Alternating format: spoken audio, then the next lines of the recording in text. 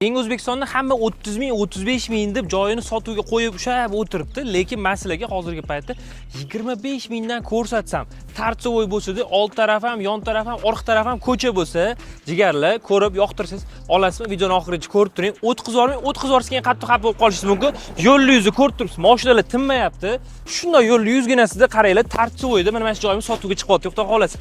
20 sotuv yer maydoniga tushgan. Bir sotig'iga xudo xolasa 25 ming dollardan so'ralyapti, lekin bu bozor kelishadigan joyi bo'ladi albatta. Klientimizdan xudo xolasa qalblariga qo'l soladigan bo'lsa, yaxshi tushunadigan inson kelishtirib o'tib beradilar. Old tarafi ham, yon tarafi ham, orqa tarafi ham ko'cha bo'lib turibdi. Fasad razmeri 29, uzunasiga esa jigarlar 69 metr tushib turgan aynan shu to'g'ri burchakkina joyimizni xudo xolasizniki bo'lishi mumkin. Kadastr, dokument, suv, gaz, internet bilan hech qanaqangi muammogarchilik yo'q. Tinchdan o'zbekona mahalla bo'lib turibdi jigarlar.